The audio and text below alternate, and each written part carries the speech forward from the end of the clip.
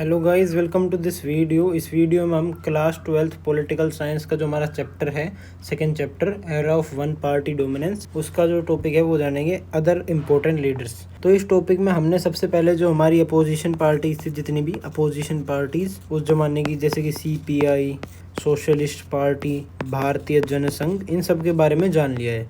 अब उसके बाद जो NCERT है उसमें जो बॉक्सेस हैं, हर पेज के साइड में कुछ छोटे छोटे से बॉक्सेस दे रखे हैं, उनमें बहुत सारे लीडर्स हैं, बहुत सारे लीडर्स उनके बारे में बता रखा है। जैसे एक अम्बेडकर जी का बॉक्स हो गया, उसके बाद कोई एक बॉक्स मौलाना अबुल कलाम आज़ाद का हो गया।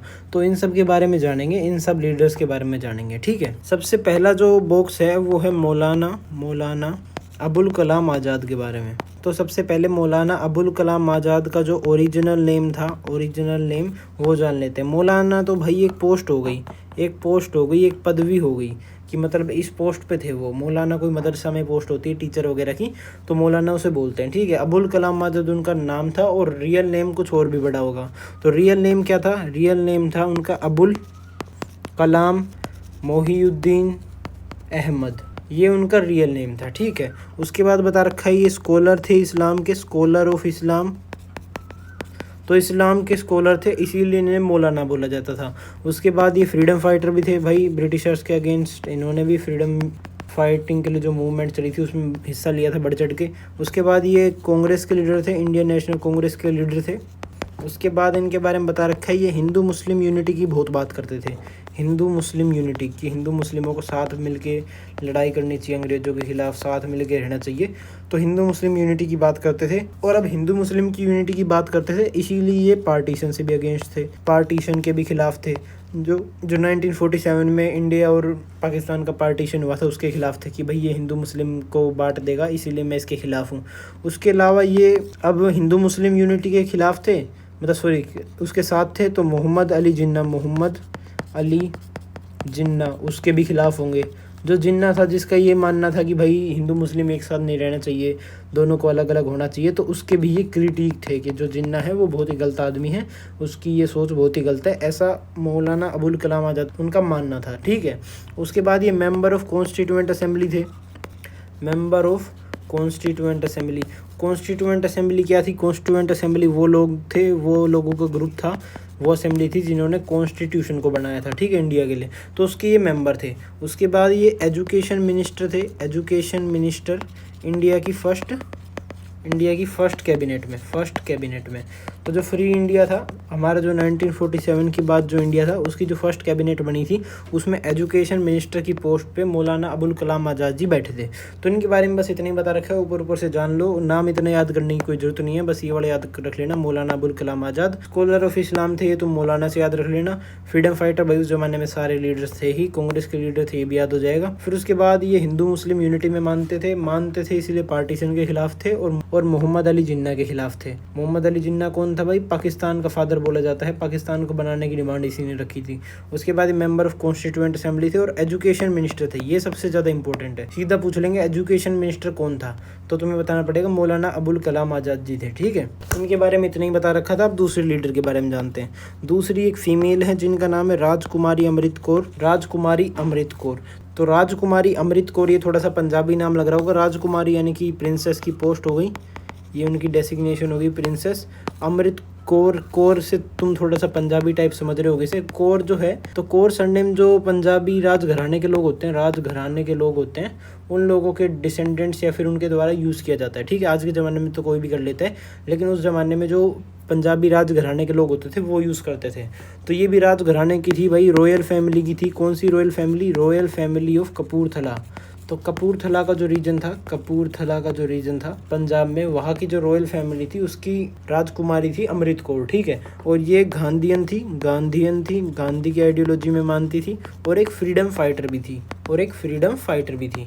उसके बाद बताया गया कि इनकी जो मदर थी वो क्रिश्चियन रिलीजन में मानती थी, क्रिश्चियन रिलीजन में। इस वजह से ये भी क्रिश्चियन धर्म में मानने लग गई। इन्होंने इनहेरिट करा था अपना रिलीजन, इनहेरिट यानी कि माँ बाप में से किसी से भी कोई चीज़ लेना, तो इन्होंने इनहेरिट करा था अपना रिलीजन किन से इनहेरिट करा? अपनी मम्मी से, जो कि क्रिश्चियन थी, ठीक है। फिर उसके बाद बताया गया है कि ये मेंबर थी कॉन्स्टिट्यूएंट असेंबली की मेंबर थी। उसके बाद ये कौन सी मिनिस्ट्री संभालती थी इंडिपेंडेंट इंडिया में? ये थी हेल्थ मिनिस्टर। तो हमारी जो फर्स्ट कैबिनेट बनी थी इंडिपेंडेंट इंडिया की, उसकी हेल्थ मिनिस्टर थी ये। कब से कब तक थी? 1957 तक थी, ठीक है। तो हेल्थ मिनिस्टर ये याद रख लेना, बहुत इंपॉर्टेंट है भाई, पूछ सकते हैं तुमसे हेल्थ मिनिस्टर कौन था? राजकुमारी अमृत कौर। और एक ये पॉइंट याद रख लेना, रॉयल फैमिली ऑफ कपूरथला से कौन आई थी? तो ये याद रख लेना, राजकुमारी अमृत कौर आई थी, ठीक है। बस इतना ही इंपॉर्टेंट याद रखने को। और ये भी याद रख लेना, भले ही रखो तो, कि क्रिश्चियन रिलीजन किसने इनहेरिट करा था? राजकुमारी अमृत कौर। ऐसे तुमसे स्पेसिफिकली तो बहुत कम पूछेंगे कि कोई क्वेश्चन दे दिया जिसमें तुमसे पूछ रहे हैं कि अमृत कौर के बारे में बताओ, राजकुमारी अमृत कौर के बारे में, तो ऐसा तुमसे बहुत कम पूछा जाएगा।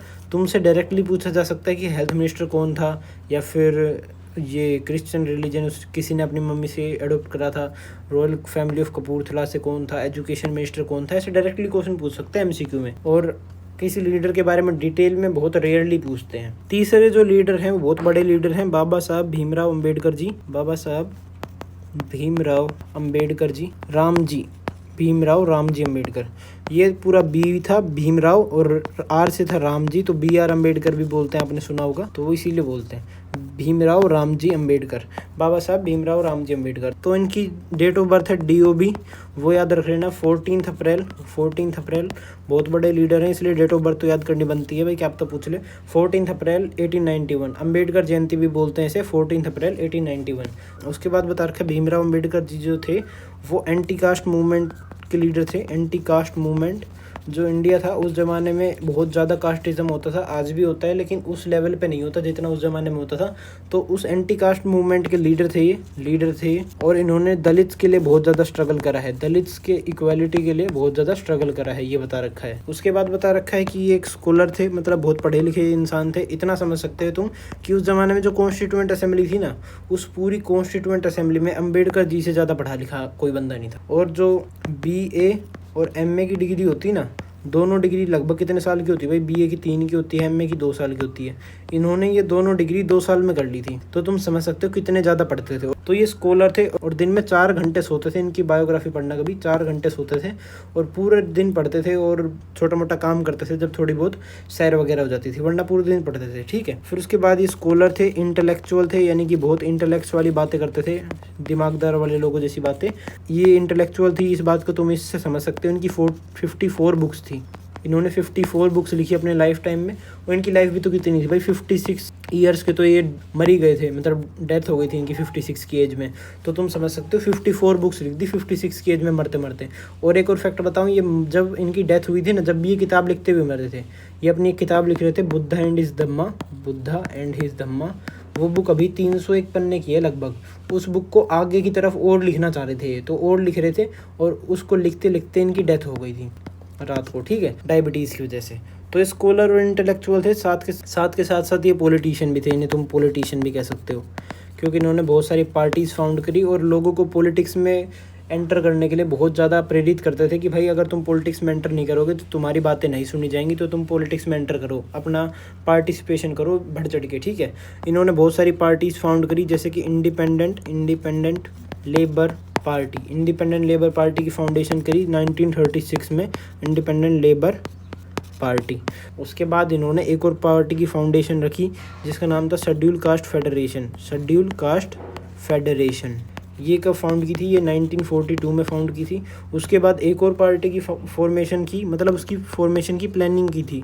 मतलब इन्होंने प्लानिंग की थी कि मैं एक पार्टी बना रहा हूँ, उसका पूरा कच्चा चिट्ठा स्ट्रक्चर वगैरह सब कुछ बना दिया था, और उसकी डेट वगैरह भी तैयार कर ली थी कि भाई इस डेट को मैं फॉर्म कर दूंगा इस पार्टी को। और उस पार्टी का नाम था रिपब्लिकन पार्टी ऑफ इंडिया। और इस पार्टी की फॉर्मेशन डेट उन्होंने 1957 रखी थी। लेकिन भाई 1950 में 1956 में उनकी डेथ हो गई, ठीक है। तो वो इस पार्टी को फॉर्म तो नहीं कर पाए, लेकिन उसकी प्लानिंग उन्होंने की थी और उसके बाद उनकी प्लानिंग के अकॉर्डिंग ही ये पार्टी फॉर्म हुई। और आज के टाइम पीरियड पे जो महाराष्ट्र है उस रीजन में ये पार्टी बहुत अच्छा काम कर रही है। मतलब जीत तो नहीं पाती क्योंकि दलित वोट्स ऑब्वियसली नहीं जिता पाते, क्योंकि उनकी पॉपुलेशन कम है, प्रोपोर्शन कम है उनका बाकी पॉपुलेशन के कंपैरिजन में, इसलिए ये पार्टी इतना जीत तो नहीं पाती, लेकिन अच्छा खासा रोल निभाती है पॉलिटिक्स में, ठीक है। 1956 में डेथ हो गई थी डायबिटीज़ की वजह से। उसके बाद बता रखा है ये जो अम्बेडकर जी थे, ये वायसरॉय जो था इंडिया का वायसरॉय, ब्रिटिश वायसरॉय, उसने एक एग्जीक्यूटिव काउंसिल स्टार्ट की थी। एग्जीक्यूटिव काउंसिल यानी कि उस ज़माने में भी इंडिया को गवर्न करने के लिए कुछ लोगों को मौका दिया था। इंडिया के कुछ लोगों को कहा था कि भाई तुम ब्रिटिशर्स के साथ बैठ के इंडिया को गवर्न करने में थोड़ी मदद करो। तो उन लोगों में से एक लोग अम्बेडकर जी थे। सेकेंड वर्ल्ड वॉर के दौरान की बातें हैं, ठीक है। उनमें से एक लोग अम्बेडकर जी थे। उसके बाद बता रखा है जो कॉन्स्टिट्यूएंट असेंबली थी, तो जो कॉन्स्टिट्यूएंट असेंबली थी उसमें एक ड्राफ्टिंग कमेटी थी, ड्राफ्टिंग कमेटी, और उस ड्राफ्टिंग कमेटी के जो हेड थे वो B.R. अम्बेडकर जी थे। B.R. अम्बेडकर जी, यानी कि जो कॉन्स्टिट्यूशन बनाना था उस कॉन्स्टिट्यूशन का ड्राफ्ट बनाने की तैयारी। जो ड्राफ्ट होता है, ड्राफ्ट यानी कि किसी भी, यानी कि मान लो तुम कोई बुक लिखने की सोच रहे हो, ABC तुम्हारी बुक है, अब उसमें तुम्हें मान लो 50 पन्ने भरने हैं, तो तुम सबसे पहले एक रफ नोटबुक लोगे, उस पर 50 पन्ने लिखोगे, ये हो जाएगा उसका ड्राफ्ट। तो ये कॉन्स्टिट्यूशन का जो ड्राफ्ट बनाने का तैयार करा था, उस पूरे कॉन्स्टिट्यूशन को भाई आस पड़ोस के नेशंस से थोड़ा बहुत सीखा और फिर उसमें थोड़ा बहुत कॉपी किया और उसके बाद थोड़ा बहुत एडिशनल ऐड करा, थोड़ा बहुत पुराना लिया, तो जितना भी काम था उसका पूरा ड्राफ्ट बनाया, सारे जो आर्टिकल वगैरह हैं वो लिखे, फिर उनको मॉडिफाई करा, उनको इंडियन कॉन्टेक्स्ट के हिसाब से सुधारा। तो ये जितना भी काम था ड्राफ्ट वगैरह बनाने का, ये अम्बेडकर जी द्वारा किया गया था, ठीक है। उसके बाद बता रखा है जो नेहरू की जो कैबिनेट थी, नेहरू जी की कैबिनेट थी 1947 के बाद इंटीरिम गवर्नमेंट में यानी कि वो गवर्नमेंट जो कि टेम्पोरेरी गवर्नमेंट थी 1952 के इलेक्शन से पहले की, 1947 से 1952 के बीच की। तो उस गवर्नमेंट में भी जो B.R. अम्बेडकर जी थे, अम्बेडकर जी, उन्हें एज अ मेंबर रखा गया था कैबिनेट में। अम्बेडकर जी अपोजिशन पार्टी के थे, मतलब कांग्रेस के नहीं थे, फिर भी उन्हें मेंबर रखा गया क्योंकि वो बहुत ही पढ़े लिखे बंदे थे, लॉ के बंदे थे, तो इसीलिए उनको एज अ रिस्पेक्ट दी गई लॉ मिनिस्टर की पोजीशन, ताकि वो कुछ अच्छा कर सके देश के लिए। उनको किस पोजीशन पे रखा? लॉ मिनिस्टर की पोजीशन पे रखा। लेकिन भाई उसके बाद क्या होता है, जो अम्बेडकर जी थे वो रिज़ाइन कर देते हैं। अम्बेडकर जी लॉ मिनिस्टर की पोस्ट पे रिज़ाइन कर देते हैं कैबिनेट से। कब करते हैं? 1951 में। क्यों करते हैं रिज़ाइन? वो रिज़ाइन इसलिए करते हैं क्योंकि जो नेहरू जी थे और जो अम्बेडकर जी थे उनकी बातें नहीं बन रही थी, उनकी बातें बनना बंद हो गई थी। किस बात पे बंद हो गई थी? उनकी बातें बनना बंद हो गई थी हिंदू कोड बिल पे। अब हिंदू कोड बिल क्या था? हिंदू कोड बिल एक लॉ था, एक लेजिस्लेशन था, एक पार्ट ऑफ लेजिस्लेशन था जिसे अम्बेडकर जी लाना चाहते थे। अम्बेडकर जी ने हिंदू कोड बिल को बनाया था, उसे इम्प्लीमेंट कराना चाहते थे और नेहरू जी भी इसके सपोर्ट में थे। लेकिन जो राजेंद्र प्रसाद इंडिया के प्रेसिडेंट थे जो उस टाइम पीरियड पे, वो इसके सपोर्ट में नहीं थे, इसीलिए नेहरू जी को भी भाई सपोर्ट नहीं करना पड़ा। और इस वजह से अम्बेडकर जी नाराज हो गए कि भाई तुम हिंदू कोड बिल नहीं लेके आ रहे।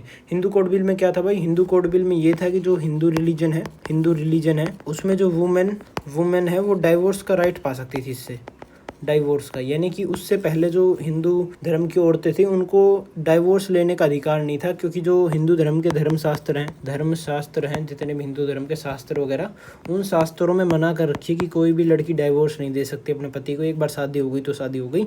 लेकिन अम्बेडकर जी का मानना था कि भाई डाइवोर्स का अधिकार होना चाहिए। क्या पता पति नशेड़ी निकले, क्या पता पति उसको मारे रोज, तो इससे बढ़िया है वो डाइवोर्स देके किसी और से शादी कर ले। तो इस तरीके से हिंदू कोड बिल लाया था। और हिंदू कोड बिल में 1-2 बेनिफिट्स और थे वुमेन के लिए, कि उनको भाई प्रॉपर्टी में बराबर हिस्सा मिल जाएगा, प्रॉपर्टी में इक्वल से मिल जाएगा, कि प्रॉपर्टी अगर इनहेरिट हो रही है, अगर ये बंदा है कोई, इसके पास 10 एकड़ है और इसके 2 बच्ची हैं, एक है लड़का और एक है लड़की। तो अब मोस्टली केसेस में आपने देखा होगा कि जो 10 के 10 एकड़ हैं वो सारे लड़के को चले जाते हैं, लड़की को कुछ नहीं मिलता। लेकिन हिंदू कोड बिल जो होता है उसमें ये बोला गया है कि लड़की है उसे भी बराबर का हिस्सा मिलना चाहिए, 5-5 बटना चाहिए, 5-5। अब इसका इम्प्लीमेंट तो कोई नहीं करता, लेकिन ये बात हिंदू कोड बिल में है कि भाई लड़कियों को भी हिस्सा मिलना चाहिए प्रॉपर्टी में। लेकिन ये बात वापस से धर्मशास्त्र जो है, हिंदू धर्म के शास्त्र वगैरह, उनके खिलाफ हो जाती है, क्योंकि हिंदू धर्म के जो शास्त्र हैं उनमें लड़कियों को प्रॉपर्टी एक्वायर करने से मना कर रखा है। तो भाई राजेंद्र प्रसाद जी बोले कि भाई ये हमारे धर्म के खिलाफ है, ये लो हिंदू कोड बिल जो है ये हमारे धर्म के खिलाफ है, इसीलिए नहीं आ सकता। अंबेडकर जी बोले कि भाई नेहरू जी आप प्राइम मिनिस्टर हो, जल्दी से इसे लागू कर दो भाई, आप भी इसके सपोर्ट में हो, और अब ये जो बिल है ये बिल वुमेन के फेवर में है और इससे वुमेन का बहुत ही अपलिफ्टमेंट हो जाएगा। तो अंबेडकर जी ने वुमेन के हक के लिए काम करने की कोशिश की, लेकिन भाई क्योंकि राजेंद्र प्रसाद जी इसके फेवर में नहीं थे, कांग्रेस के बाकी मेंबर्स भी इसके फेवर में नहीं थे, तो नेहरू जी ये बिल नहीं लेके आ पाए। और नहीं लेके आ पाए इस वजह से क्या हुआ, 1951 में अंबेडकर जी ने रिज़ाइन कर दिया। फिर भी ये बिल आ गया था 1955 के आसपास, नेहरू जी ने बाद में जाके इस बिल को अप्लाई कर दिया था, ठीक है। यानी कि आज के ज़माने में जो लड़कियों को इक्वल अधिकार मिलते हैं ना, कि मतलब डाइवोर्स करने का राइट मिलता है, ये सारा अंबेडकर जी की वजह से मिलता है। ये जो प्रॉपर्टी में इक्वल राइट मिलता है ये भी अंबेडकर जी की वजह से मिलता है, ठीक है। उसके बाद बता रखा है जो बुद्धिज़्म है, अंबेडकर जी को बुद्धिज़्म बहुत ज़्यादा पसंद था। क्यों पसंद था? क्योंकि भाई हिंदुइज़्म में उस ज़माने में कास्टिज़्म था, आज भी है, तो हिंदुइज़्म में था कास्टिज़्म, और जो अंबेडकर जी थे वो कास्टिज़्म से बिल्कुल ही नफरत करते थे, उन्हें कास्टिज़्म पसंद नहीं था। मतलब उनकी जो लाइफ टाइम थी, जितने भी 50-60 सालों की जो भी लाइफ लाइन थी, उन्होंने उस पूरे टाइम पीरियड में अपनी लाइफ में पूरा योगदान देने की कोशिश की हिंदुइज़्म में, कि भाई लोग कास्टिज़्म को छोड़ दें। पूरे मन से उन्होंने प्रयास करे कि लोग कास्टिज़्म को छोड़ दें। जब उन्हें लगा कि भाई ये जो लोग हैं हिंदुइज़्म वाले, ये नहीं मानने वाले, कास्टिज़्म जो है वो हिंदुइज़्म से नहीं जाने वाला, जब उन्होंने भाई अपना धर्म कन्वर्ट करा लिया, हिंदुइज़्म से बुद्धिज़्म में चले गए। बुद्धिज़्म में क्यों चले गए? क्योंकि बुद्धिज़्म में कास्टिज़्म नहीं होता है। अगर 2014 के आसपास या फिर 2011 के आसपास एक सर्वे भी रिलीज़ हुआ था, उस सर्वे में कास्टिज़्म पे एक सर्वे किया गया था, यानी कि कितने लोग कास्टिज़्म में मानते हैं। तो उन्होंने हर घर में जाके एक सवाल पूछा लोगों से, हिंदू धर्म के लोगों से भी पूछा, बुद्ध धर्म के लोगों से भी पूछा, जैन धर्म के लोगों से भी पूछा, सिख धर्म के लोगों से भी पूछा, ईसाइयों से भी पूछा, सबसे पूछा, मुस्लिम से भी पूछा। उन्होंने पूछा कि अगर कोई दलित बंदा या फिर लोअर कास्ट बंदा वो अगर आपके घर में किचन में आना चाहे तो कितने लोग आने देंगे? तो हिंदू में 34% लोगों ने मना कर दिया, बुद्ध में सिर्फ 1% लोगों ने मना करा है, जैन में भी कुछ ऐसी मतलब 5-10% के आसपास ने मना कर दिया था, सिख में भी भाई 15-20% ने मना कर दिया, ईसाइयों ने भी मना कर दिया बहुत बड़ी अमाउंट में, मुस्लिम्स में भी भाई 20% के आसपास ने मना कर दिया। मतलब बहुत सारे लोगों ने मना कर दिया, लेकिन सबसे कम बुद्धिज़्म का था जो कि सिर्फ 1% था। और 1% भी जब था जब बुद्धिज़्म की पॉपुलेशन कुछ हज़ारों में है। अगर हज़ारों में 1% निकलोगे तो तुम भाई 10-15 बंदे ही मिलेंगे ऐसे जो कि कास्टिज़्म करते हैं बुद्धिज़्म में। बाकी धर्मों में 34, 5, 15, 25, 20 ये जो परसेंट थी, इससे बुद्धिज़्म में कम था। और ये चीज़ अंबेडकर जी ने 1956 के आसपास देख ली थी। तो उन्होंने देखा कि बुद्धिज़्म में ये जातिवाद नहीं है, इसलिए उन्होंने हिंदुइज़्म को छोड़ा और बुद्धिज़्म में कन्वर्ट कर लिया। कब करा? 1956 में करा था। कितने सपोर्टर्स के साथ करा? 365,000 सपोर्टर्स के साथ, यानी कि 365,000 दलित सपोर्टर्स थे उनके। तो उन्होंने अंबेडकर जी के साथ मिलकर बुद्धिज़्म को फॉलो कर लिया, ठीक है। तो मैंने आपको समझा दिया कि भाई कैसे अंबेडकर जी हिंदू कोड बिल लेके आए, उसकी वजह से वुमेन्स का फ़ायदा हुआ, और अंबेडकर जी के बारे में बता दिया था। नेहरू कैबिनेट में मिनिस्टर थे, लॉ मिनिस्टर, फिर उन्होंने जो पार्टीज फॉर्म करी वो भी बता दी, फिर उनके बारे में बता दिया, ठीक है। अब जानते हैं अगले लीडर के बारे में, जिनका नाम है रफ़ी अहमद किडवाई, जो भी नाम है, किडवाई है।